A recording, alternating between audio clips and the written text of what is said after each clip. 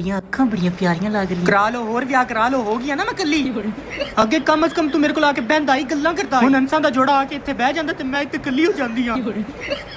ਕਮ ਅਸ ਕਮ ਇੱਥੇ ਮੇਰੇ ਕੋਲ ਕੋਈ ਬੱਚਾ ਹੁੰਦਾ, ਮੈਂ ਉਹਦੇ ਹਾਰੇ ਲੱਗੀ ਰਹਿੰਦੀ, ਫਿਰ ਕਰ ਲੈਂਦੇ ਤੁਸੀਂ ਆਸ਼ਿਕੀ ਮੁਸ਼ਕੀ। ਬੇਗਮ ਸਾਨਾ ਹੁਣ ਇੱਕ ਬੱਚਾ ਲੈਣਾ ਪੈਣਾ, ਮੈਂ ਆਪਣੀ ਅੰਮੀ ਨੂੰ ਰਵਾ ਨਹੀਂ ਸਕਦਾ। ਹੈਲੋ ਅੰਮੀ ਜੀ, ਬੱਚਾ ਸੰਭਾਲੋ ਇਹਨੂੰ। ਹੁਣ है इससे पोटी की हुई, चल जा अपनी बेगम को लेके आओ, नु आके साफ। जी अम्मी जी, बेगम इस बोटी कर देती है, इन्हें धो दे। ਤੁਹਾਡੀ ਮਾਂ ਨੂੰ ਹੀ ਸ਼ੌਕ ਸੀ ਨਾ ਉਹਨਾਂ ਕੋਲ ਧਵਾਓ।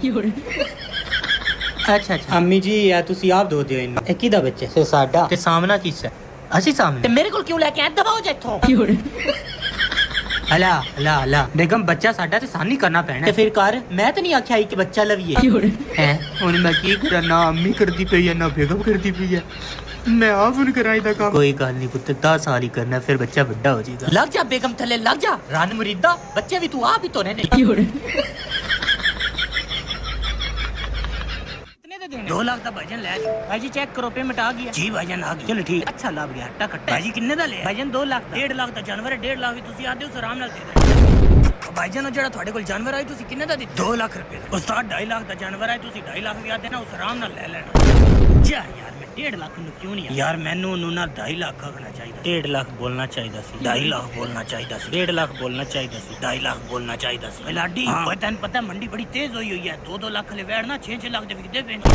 1.5 ਲੱਖ ਬੋਲਣਾ ਚਾਹੀਦਾ ਸੀ। ਤੈਨੂੰ ਪਤਾ ਮੰਡੀ ਇੰਨੀ ਸਸਤੀ ਹੋਈ ਹੋਈ ਹੈ, 2-2 ਲੱਖ ਲੈ ਵੜਨਾ 50,000 ਦੇ ਲੱਭਦੇ ਪਏ। ਯਾਰ ਮੈਂ ਇੰਤਜ਼ਾਰ ਕਿਉਂ ਨਹੀਂ ਕੀਤਾ? ਅੱਜ ਜਾ ਕੇ 50,000 ਦਾ ਲੈ ਲੈਣਾ।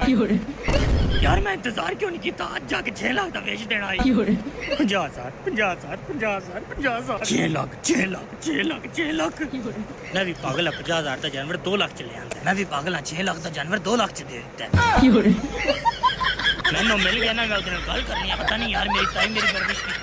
मैं तेरी शादी उस कुड़ी नाल को नहीं करानी, तू करानी है तो जाके कोर्ट मैरिज कर ले। बापू जी ਤੁਹਾਡਾ ਮਸਲਾ ਕੀ ਹੈ? ਅੰਮੀ ਹੋਰੇ ਰਾਜ਼ੀ ਨੇ, ਉਹਨਾਂ ਦੇ ਘਰ ਵਾਲੇ ਰਾਜ਼ੀ ਨੇ, ਤੁਹਾਨੂੰ ਕੀ ਮਸਲਾ? ਤੁਸੀਂ ਐਵੇਂ ਜ਼ਿੱਦ ਬਣਾਈ ਹੋਈ ਹੈ, 6 ਮਹੀਨੇ ਹੋ ਗਏ ਮੇਰੀ, ਤੁਸੀਂ ਸ਼ਾਦੀ ਰੋਕੀ ਹੋਈ। ਮੈਂ ਨਹੀਂ ਕਰਾਣੀ ਤੇਰੀ ਉਸ ਕੁੜੀ ਨਾਲ ਸ਼ਾਦੀ। ਆ ਤੇ ਠੀਕ ਹੈ, ਮੈਂ ਵੀ ਫਿਰ ਕੋਰਟ ਮੈਰਿਜ ਕਰ ਲੈਂਦਾ। ਆ ਤੇ ਕਰਾ ਲੈ, ਮੈਂ ਫਿਰ ਕੀ ਹੈ, ਜਾ ਕਰਾ ਲੈ। ਠੀਕ ਹੈ ਫਿਰ ਮੈਂ ਵੀ ਜਾ ਰਿਹਾ। ਉਹ ਜਿਵੇਂ ਗੁੱਸਾ ਹੋ ਕੇ ਗਿਆ ਨਾ, ਉਸ ਵਾਕਈ ਕੋਰਟ ਮੈਰਿਜ ਕਰ ਲੈ। ਮੈਂ ਇਹੀ ਤੇ ਚਾਹੁੰਦਾ ਕਿ ਉਹ ਕੋਰਟ ਮੈਰਿਜ ਕਰੇ। ਹੈ क्यों? देख शादी च मेहमान आएंगे, खा पी के जाएंगे, नाल कमियां भी काट के जाएंगे। एवं ही 20-25 लाख उन्हें लग जाएगा, इधर नाल चंगा नहीं कोर्ट मैरिज करके आ जाएगा।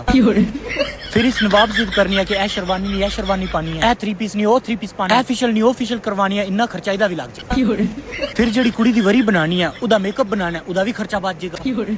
आ कोर्ट मैरिज करके जो आ जाएगा तो फिर मुंह बना के कह दांगा, तू अब्बू दी लाज नहीं रखी, तन मना कीता ही इतना शादी ना कर। फिर तू कहीं चल माफ कर दो, कोई नहीं, गलती हो गया, थोड़े पुत्र। फिर मैं कहवांगा चल ठीक है, दफा आ जा।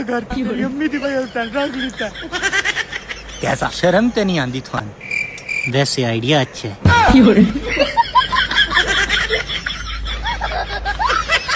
इत्थे आस-पास देखो, इत्थे लाश लभेगी। जी जी उस्ताद, इत्थे वेख दिया। रुक रुक तू। हां भाई तू इत्थे की कर रहा है? आतिफ बच्चे तू है? उस्ताद जी। जी जी बच्चे, मैं तेरा टीचर हां। उस्ताद जी इत्थे किथे फिरदे पे हो? बच्चे मैं अगे तक जा रही काम से। उस्ताद जी ਤੁਹਾਡੇ बाल छोटे क्यों ने? मैंने तो लगदा ही नहीं मर्डर की। बच्चे वाਲਾਂ ਦਾ ਮਰਡਰ ਨਾਲ ਕੀ ਤਾਲੁਕ ਹੈ? ਸਕੂਲ ਵਿੱਚ ਮੈਂ ਵੀ ਆਖਦਾ ਕਿ ਉਸਤਾਦ ਜੀ ਵਾਲਾਂ ਦਾ ਪੜ੍ਹਾਈ ਨਾਲ ਕੀ ਤਾਲੁਕ ਹੈ? ਤੁਸੀਂ ਮੰਨਦੇ ਆਈ ਨਹੀਂ ਨਾ? ਇਹ ਨਹੀਂ ਮਰਡਰ ਕੀਤਾ। ਮੈਨੂੰ ਤਾਂ ਲੱਗਦਾ ਹੈ ਸਕੂਟਰ ਵੀ ਚੋਰੀ ਦਾ ਹੈ। ਸਕੂਟਰ ਵੀ ਚੋਰੀ ਦਾ? ਨਹੀਂ ਬੱਚੇ, ਮੇਰਾ ਆਪਣੇ ਕਾਗਜ਼ ਵਿਖਾ। ਕਾਗਜ਼ ਤੇ ਮੇਰੇ ਕੋਲ ਨਹੀਂ ਹਨ, ਮੈਂ ਘਰ ਬੁਲਾਇਆ। ਮੈਂ ਵੀ ਜਦੋਂ ਆਖਦਾ ਉਸਤਾਦ ਜੀ ਹੋਮਵਰਕ ਕੀਤਾ ਹੈ, ਲੇਕਿਨ ਮੈਂ ਘਰ ਬੁਲਾਇਆ। ਤੁਸੀਂ ਮੰਨਦੇ ਆਈ ਨਹੀਂ ਨਾ? ਚੋਰੀ ਦਾ ਪੁੱਤਰ ਹੁਣ ਉਸਤਾਦਾਂ ਨਾਲ ਇੰਜ ਕਰੇਗਾ? ਇਹਨਾਂ ਨੂੰ ਥੱਲੇ ਉਤਾਰੋ ਨਾ ਤੇ ਇਹਨਾਂ ਨੂੰ ਲਾਓ ਛਿੱਤਰ। ਤਰ ਇੰਜ ਨਾ ਕਰਕੇ ਮੇਰੀ ਤਬੀਅਤ ਖਰਾਬ ਹੈ, ਹੁਣ ਤੂੰ ਬਜ਼ੁਰਗਾਂ ਨਾਲ ਇੰਜ ਕਰੇਗਾ? ਉਸਤਾਦ ਜੀ ਮੈਂ ਵੀ ਤੁਹਾਨੂੰ ਆਖਦਾ ਹੁੰਦਾ ਕਿ ਮੇਰੇ ਦਾਣਾ ਨਿਕਲਿਆ, ਪਰ ਤੁਸੀਂ ਮੰਨਦੇ ਆਈ ਨਹੀਂ ਨਾ? ਤੁਸੀਂ ਵੀ ਉੱਥੇ ਹੀ ਮਾਰਦੇ ਆ। ਵੇਖਣਾ ਕਾਗਜ਼ ਕੋਈ ਨਹੀਂ ਆਣੀ ਨਾ ਕੋਈ। ਪੁੱਤਰ ਮੈਂ ਸਿਰਫ 1 ਦਿਨ ਦਾ ਟਾਈਮ ਦੇ ਦੇ, ਮੈਂ ਗੱਡੀ ਦੇ ਕਾਗਜ਼ ਲੈ ਆਸਾਂ। ਮੈਂ ਜਦੋਂ ਆਖਦਾ ਉਸਤਾਦ ਜੀ ਟਾਈ ਅੱਜ ਤੇ ਮੈਂ ਕੋਈ ਨਹੀਂ ਪਾ ਕੇ ਆਇਆ, ਲੇਕਿਨ ਕੱਲ ਦਾ ਟਾਈਮ ਦੇ ਦਿਓ, ਕੱਲ ਨਵੀਂ ਟਾਈ ਲੈ ਕੇ ਪਾ ਲਾਂਗਾ। ਤੁਸੀਂ ਮੰਨਦੇ ਆਈ ਨਹੀਂ ਨਾ?